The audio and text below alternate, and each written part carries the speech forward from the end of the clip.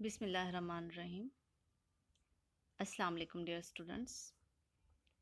Nadia Malik is here to discuss with you from LIMS University Multan. Dear students, this is your lecture number 4 regarding your course communication skills. And in today's topic, we will discuss active as well as passive voice. First, we see what is active voice and what is passive voice. What subject does? Active voice क्या होता है कि हमारा focus जो है इस चीज़ पे होता है कि सब्जेक्ट जो है वो क्या काम कर रहा है. There is direct link between subject and verb. And in passive voice the focus is on the action. इसमें हमने सिर्फ एक्शन को देखना होता है, हमने सब्जेक्ट पे फोकस नहीं करना होता, बल्कि एक्शन जो है वो डायरेक्ट लिंक रखता है ऑब्जेक्ट के साथ. एक्टिव वॉइस है Ram killed Ravan. Ravan was killed by Ram. अब इसमें फर्स्ट में क्या है, रैम आपका सब्जेक्ट है, रावण इसमें ऑब्जेक्ट है, किल्ड इसमें आपका वर्ब है. रैम किल्ड रावण. रैम और किल जो सब्जेक्ट और वर्ब है इनका डायरेक्ट लिंक है. लेकिन जो पैसिव वॉइस है उसमें क्या है कि Ravan was killed by Ram. अब किल और रैम इन दोनों का जो है वो क्या बन रहा है, डायरेक्ट लिंक बन रहा है. जब ऑब्जेक्ट और वर्ब का आपस में ताल्लुक होगा, कनेक्शन होगा, तो हम उसको क्या कहेंगे कि ये पैसिव वॉइस है. How to change from active to passive. Active voice को पैसिव में कैसे तब्दील किया जाता है. सबसे पहले क्या है कि रैम किल्ड रावण. रैम आपका क्या है, इसमें सब्जेक्ट है, किल्ड इसमें वर्ब है, रावण इसमें ऑब्जेक्ट है. अब आपने क्या करना होता है कि ऑब्जेक्ट की जगह वर्ब लगा देना होता है, सॉरी ऑब्जेक्ट की जगह सब्जेक्ट लगा देना होता है और सब्जेक्ट की जगह ऑब्जेक्ट लगा देना होता है. जैसा कि Ravan was killed by Ram. अब रावण जो है वो फर्स्ट में क्या था, ऑब्जेक्ट था, उसको बाद में लिखा गया था. लेकिन पैसिव में आपने क्या किया, रावण को पहले लिखा, वाज किल्ड बाय रैम. और ये अंडरस्टूड होता है कि आप जब एक्टिव से पैसिव बनाते हैं तो passive is always in third form of verb. ठीक है, कोई भी आप टेंस लगा रहे हैं लेकिन आपका जो वर्ब होगा उसकी जो फॉर्म होगी वो थर्ड में होगी, थर्ड फॉर्म होगी.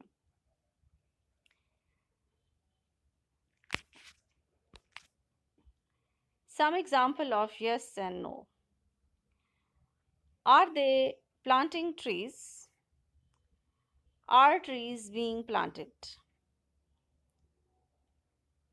अब जो आपका सिंपल कंटिन्यूअस टेंस है उसमें आपने क्या करना होता है कि इज़ एम आर के साथ आपने बीइंग लगाना होता है और साथ आपने थर्ड फॉर्म ऑफ वर्ब लगानी होती है. जैसा कि इस एग्जांपल में है कि प्लांटिंग जो है वो ING fourth form of verb है, लेकिन जब हमने एक्टिव से पैसिव बनाया तो हमने प्लांटिंग की जगह प्लांटेड लगाया और इससे पहले बीइंग लगाया. Did they tell anything. Was anything told. अब जो पास्ट इंडेफिनिट टेंस में होते हैं एक्टिव वॉइस, तो जब हम उनको पैसिव में कन्वर्ट करते हैं तो फिर वाज पर और थर्ड फॉर्म ऑफ वर्ब उनके साथ यूज़ की जाती है, as you can see in this example. Didn't he buy anything. Wasn't anything bought by him. अच्छा, जब आप एक्टिव से पैसिव बनाते हैं तो पैसिव में जो हेल्पिंग वर्ब होती है that is according to object not subject. Active voice में तो आप जो हेल्पिंग वर्ब लगाते हैं वो सब्जेक्ट के अकॉर्डिंग होती है, ठीक है.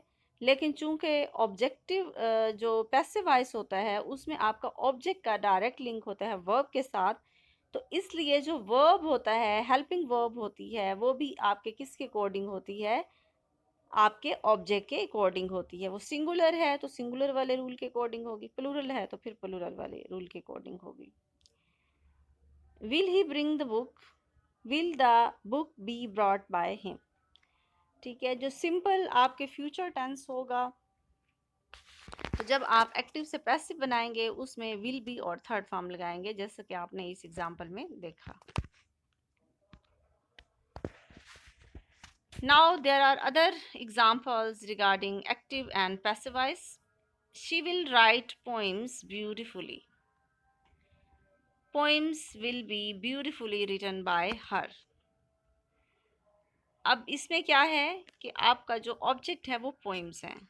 ठीक है, तो पोइम आप पहले लिखेंगे और इसके बाद जो आपका इसमें क्या है, एडवर्ब है ब्यूटीफुली, वो लिखेंगे और देन आप जो है वो सब्जेक्ट को उस ऑब्जेक्ट में तब्दील कर देंगे। Beautifully adverb goes just before third form of verb. तो थर्ड फॉर्म ऑफ वर्ब से पहले आपने क्या लगाना है, एडवर्ब लगाना है, अगर आपके एक्टिव वॉइस में वर्ब मौजूद है। तो जब आप पैसिव बनाएंगे तो उसको क्या करेंगे, वर्ब से पहले इस्तेमाल करेंगे। ही हैंडल्ड द लोड केयरफुली। अब इसमें क्या है, केयरफुली आपका एडवर्ब है। ठीक है, चूंकि ये क्या कर रहा है, क्वालिफाई कर रहा है आपके हैंडल को। The load was carefully handled by him. तो केयरफुली क्या है, आपका एडवर्ब है, जैसे कि हमने पहले एग्जांपल में ब्यूटीफुली किया था, उसको हमने क्या किया था, थर्ड फॉर्म ऑफ वर्ब से पहले लगाया था। इस एग्जांपल में भी हमने ऐसा ही किया है, हैंडल्ड आपकी थर्ड फॉर्म है और उससे पहले हमने ब्यूटीफुली लगाया। मोडेल ऑक्सिलरी वर्ब्स, तो इसको किस तरह से तब्दील करना है, can, could, shall, should, may, might, will, would, must, ये आपके क्या है, मोडाल वर्ब्स हैं।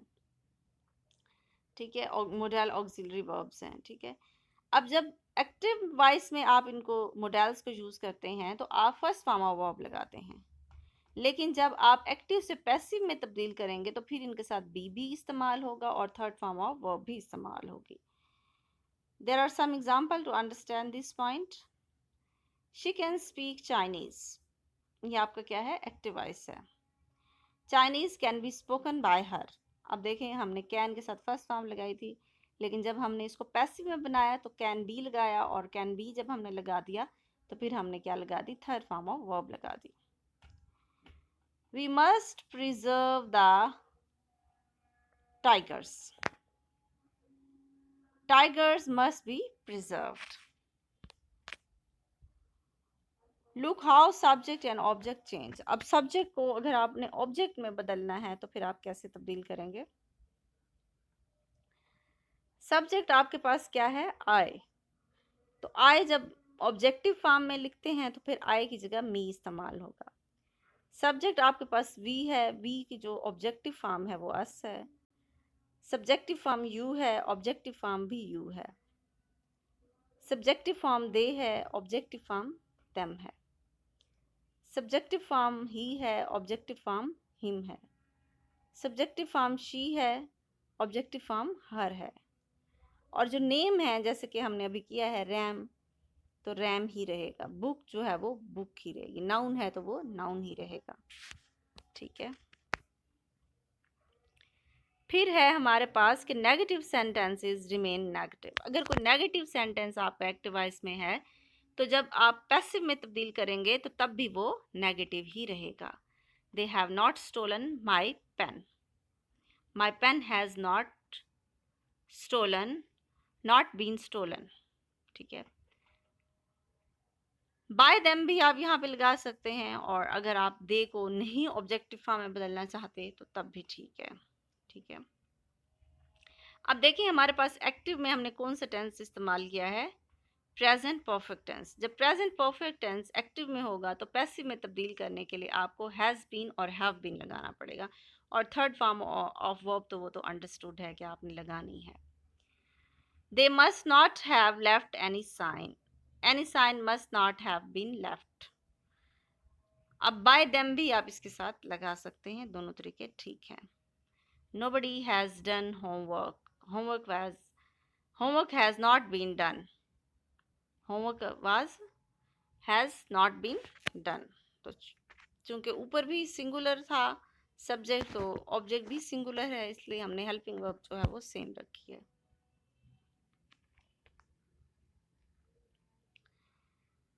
फिर इसके कुछ रूल्स हैं जो कि बहुत ही कॉमन होते हैं। ब्रिंग द ऑब्जेक्ट फर्स्ट, सबसे पहले आपने ऑब्जेक्ट लगाना है। चूज करेक्ट बी वर्ब, यानी जो बी की फॉर्म है उसको लगाना है। Change verb into participle, add by subject. He helps him, sorry she helps him. अब देखिए हमने किस तरह से तब्दील कर दिया। हिम इसमें क्या है, ऑब्जेक्ट है। ऑब्जेक्ट जो है इसमें सब्जेक्ट बन जाएगा। जब सब्जेक्ट बन जाएगा तो हम हिम की जगह ही लगाएंगे, ठीक है। He is helped bye her, she जो है वो आपका सब्जेक्टिव फॉर्म में था। ऑब्जेक्टिव फॉर्म में अभी हमने किया है कि शी की बजाय हर होगा।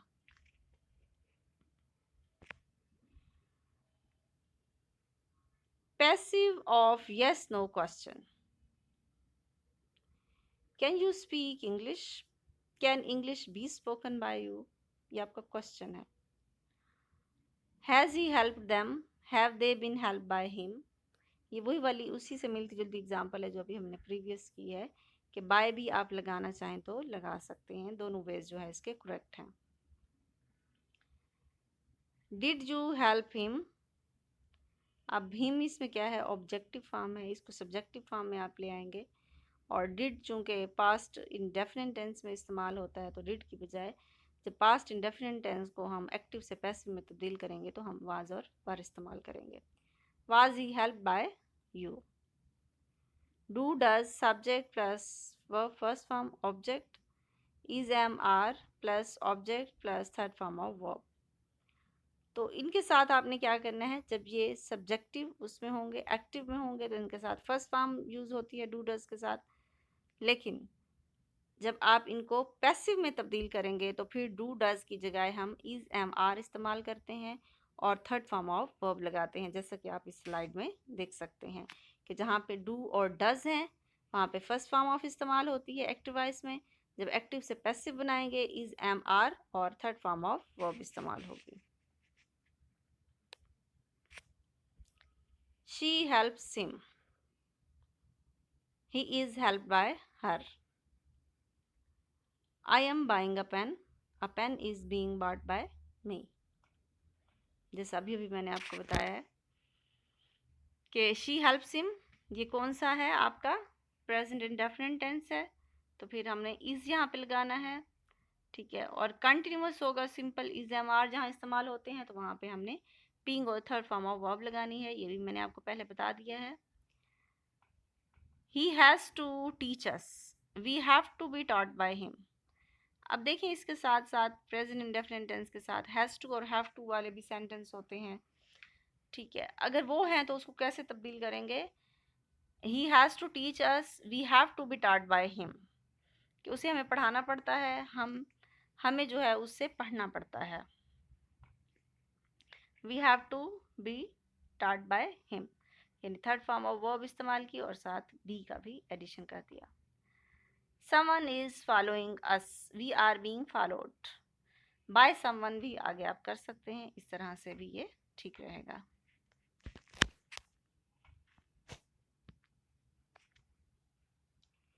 Has, have, had, is, am, are, was, were plus to first form of verb. अब देखिए अगर आपके साथ जो है is to, am to, are to, was to, were to हैं, has to, have to, had to हैं, तो इनके साथ आप क्या लगाते हैं, फर्स्ट फॉर्म ऑफ वर्ब लगाते हैं, जैसे कि हमने अभी इस एग्जांपल में किया है और मज़ीद भी हम देख लेते हैं। लेकिन जब आप एक्टिव से पैसिव बनाते हैं तो फिर आप क्या लगाते हैं, बी भी लगाते हैं और साथ थर्ड फॉर्म ऑफ वर्ब भी लगाते हैं, जैसा कि हम इस एग्जांपल में देख सकते हैं। She has to help us, we have to be help by her. तो अब हमने क्या किया, यहाँ पे जो हमारा हेल्पिंग वर्ब था वो हमने सब्जेक्ट के अकॉर्डिंग चेंज कर दिया, ठीक है। ऑब्जेक्ट चूँकि यहाँ पे अस है तो उसको हमने सब्जेक्टिव फॉर्म में लेके आए हैं वी, और वी के साथ जो है वो हैव इस्तेमाल होता है, और उसके बाद हमने टू तो ऐसे ही आना था, बी और आगे थर्ड फॉर्म ऑफ वर्ब की एडिशन कर दिया। We have to learn English, English has to be learned, ठीक है। English has to be learned, English को सीखना पड़ता है। I had to wait the bus, the bus had to be awaited by me. The bus had to be awaited by me. Have, has, had to third form of sorry first form of verb लगाते हैं active voice में, ठीक है। जब हमने इसको passive में तब्दील किया तो हमने क्या किया, has, have, had plus to be और थर्ड फॉर्म ऑफ वर्ब। तो ये इसके जो है वो रूल्स थे कुछ, कि अगर फिक्रे जो है वो has to, have to, is to, am to, were to हैं तो उसको कैसे तब्दील करना है।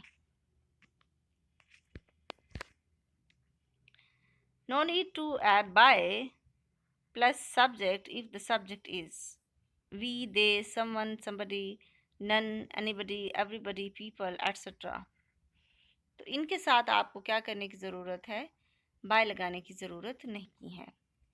They have stolen my pen. My pen has been stolen. अब आपको यहाँ पे बाय लगाने की ज़रूरत नहीं है और them लगाने की भी ज़रूरत नहीं है। They must have left any sign. Any sign must have been left. अब चूंकि मैंने आपको पहले भी बताया है कि अगर जो है वो हमारे पास प्रेजेंट परफेक्ट टेंस है, हैव है, हैज़ है, थर्ड फॉर्म ऑफ वर्ब है, तो जब आप एक्टिव से पैसिव बनाएंगे तो उसमें आप बीन की एडिशन भी करेंगे। और यही वाला रूल जो है वो आपका पास्ट परफेक्ट टेंस पे भी अप्लाई होता है कि जहाँ पे आपने हैड इस्तेमाल किया है एक्टिव वॉइस में, तो जब आप पैसिव में उसको तब्दील करेंगे तो उसमें हैड के साथ बीन की एडिशन भी लाजमी होगी।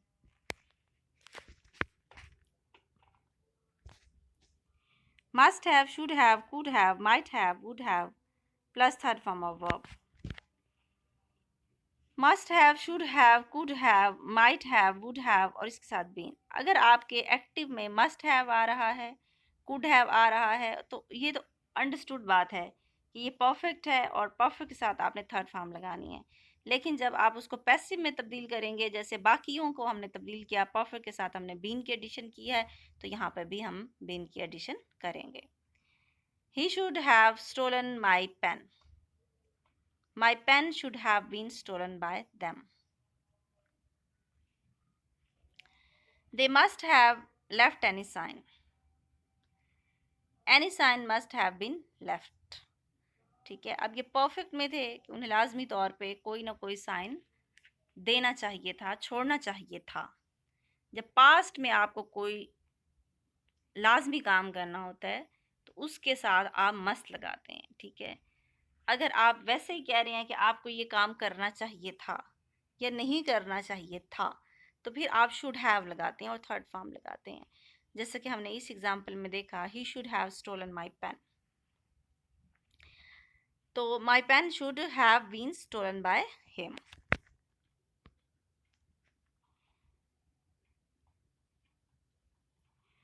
If there are two objects use anyone. अगर आपके पास दो ऑब्जेक्ट हैं तो आपने एक इस्तेमाल करना है। जैसे she told us a story. अब इसमें हमारे पास दो ऑब्जेक्ट हैं, अस भी है और स्टोरी भी है। We were told a story by her, या तो आप वी को तब्दील करेंगे उसमें सब्जेक्टिव फॉर्म में, सॉरी अस को तब्दील करेंगे सब्जेक्टिव फॉर्म में वी कर लेंगे, या फिर आप आ स्टोरी करेंगे, a story was told to us by her. एक को आप ऑब्जेक्ट रहने देंगे और एक को आप सब्जेक्टिव फॉर्म में ले आएंगे, जो कि हमारे पास रूल है। She told us a story was told to us by her, we were told a story by her. Both the ways are correct here. Next हमारे पास है they appointed him an ambassador. अब इसमें भी हमारे पास दो object हैं, him भी है और एम्बेसडर भी है। अब इसमें आप हिम को या तो आप सब्जेक्टिव फॉर्म में ले आएंगे, जैसे कि हमने ऊपर वाली एग्जांपल में किया था, he was appointed N ambassador, ठीक है। एक को आप ऑब्जेक्ट रहने देंगे और एक को आप क्या करेंगे, सब्जेक्टिव फॉर्म में ले आएंगे जब आपने एक्टिव से पैसिव में तब्दील करना है, ठीक है। इसी तरीके से या फिर आप एम्बेसडर को जो है वो सब्जेक्टिव फॉर्म में ले आएँ और फिर हिम को वैसे का वैसे रहने दें। Both the ways are correct. An ambassador was appointed to him, ठीक है। तो दोनों वाले तरीके जो है वो ठीक हैं। इसी तरीके से हमारे पास नेक्स्ट एग्जांपल है, the story has taught us a good lesson. अब देखें हमारे पास अस भी मौजूद है, ये भी आपके ऑब्जेक्टिव फॉर्म है, और उसके बाद लेसन जो है गुड लेसन, ये भी हमारे पास क्या है, ऑब्जेक्टिव फॉर्म है। We have been taught a good lesson by the story. या तो आप अस को ले आएं सब्जेक्टिव फॉर्म में, या फिर आप अ गुड लेसन को सब्जेक्टिव फॉर्म में ले आएं। A good lesson has been taught to us by the story. Okay, dear student, this was today's lecture regarding your active voice and passive voice, और उसके rules मैंने आपके साथ discuss किए हैं. Inshallah, we will next see in the next lecture with new topic. Till then, Allah Hafiz.